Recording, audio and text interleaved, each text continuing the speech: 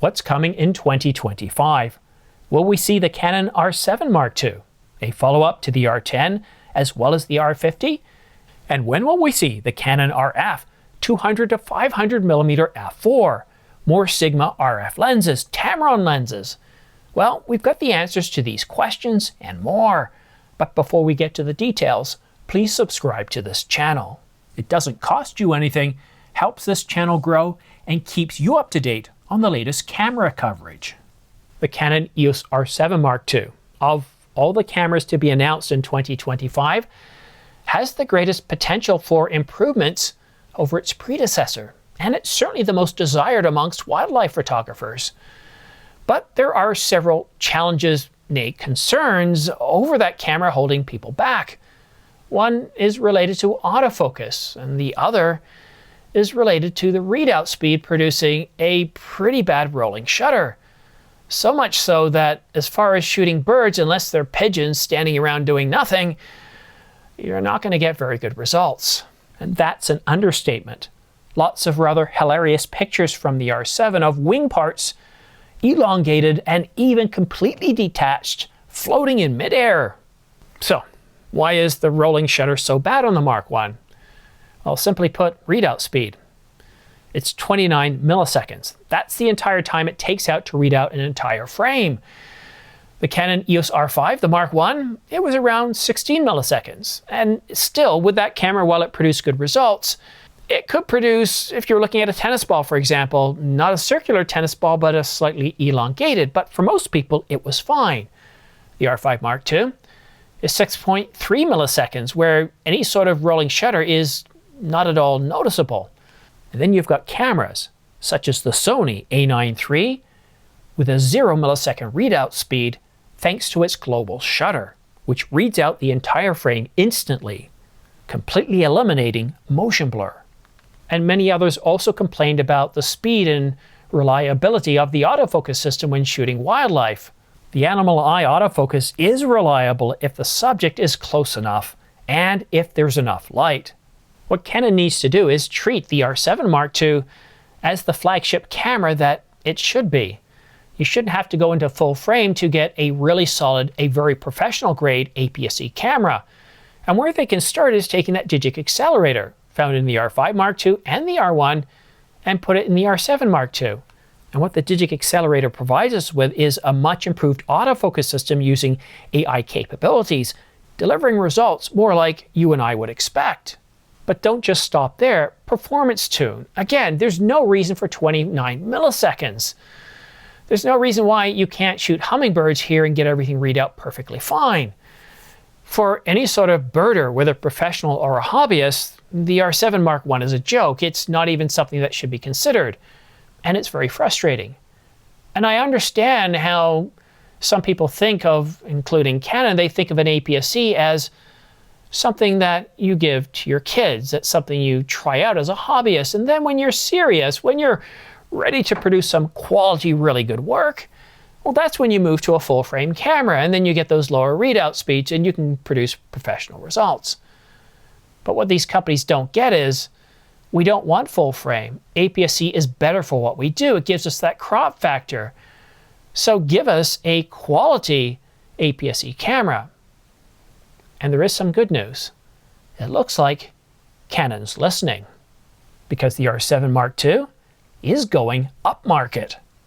So it may be a true EOS R7 Mark II successor, and according to Canon rumors, it will be the first APS-C Canon camera to get a stacked sensor.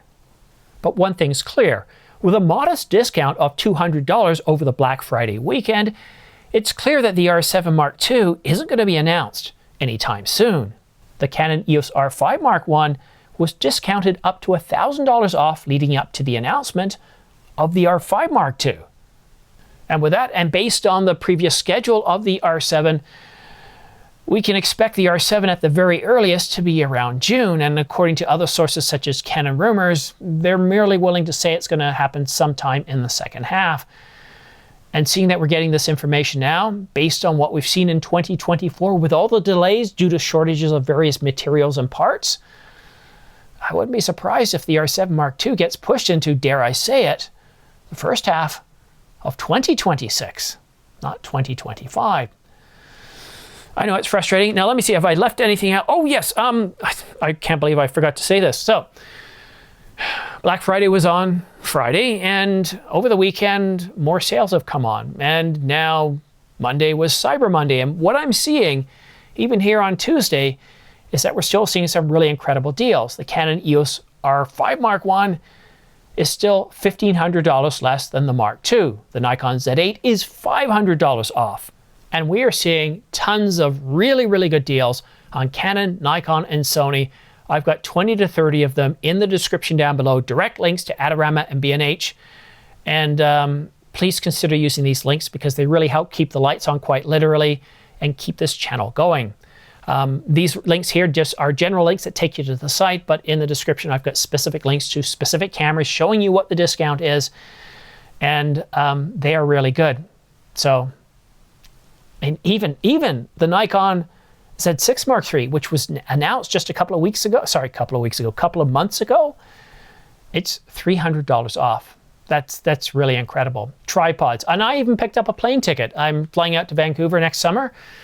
I'm trying WestJet this time, and who knows, maybe while we're there we'll fly to Banff or Jasper. Try maybe Air Canada for that. Anyhow, let me know what you picked up this Black Friday weekend, what deals you managed to get. Me, I'm waiting until next week before I can get the Canon what is it? The 50mm f1.4, the VCM lens. So I'm really excited to get that lens and try that out over the Christmas vacation. I don't know if you just heard that little ding that I got, but that's a reminder saying, hey, have you forgotten about your son's doctor's appointment this evening?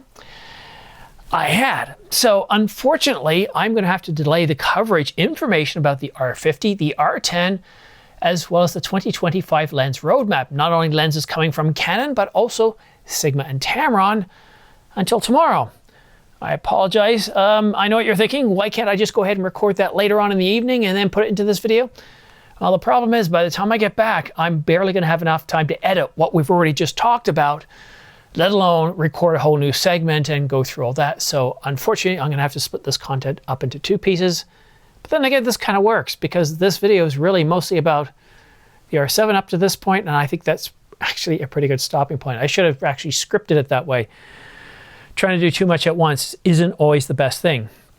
But thank you so much. Thank you so much for watching this video right to the end. Thank you for considering or using my affiliate links. You're the reason why this channel's here. You help keep the lights on by using the affiliate links, and it's very much appreciated. And not only that, it's stopping me from having to want to go to Squarespace or VPN, various VPN services, to have a 60 to 90 minute ad right at the beginning of this video. I don't like doing that. And I think using affiliate links, that's a way to get away from doing that. Anyhow, thank you so much for tuning in. Don't forget to watch my video tomorrow about the RF lens roadmap for 2025, the R50, the R10, and we'll see you again soon. Thank you so much for dialing in. Thank you so much for watching. And oh, one thing I'd love to know, what, if anything, did you buy over the Black Friday weekend, Cyber Monday? As I told you earlier, I did pre-order the RF 50mm f1.4, and of course I picked up a plane ticket this weekend, but that's it for me, at least until 2025. Anyhow, I got to take my son to his appointment, so thank you so much for watching. We'll see you again soon.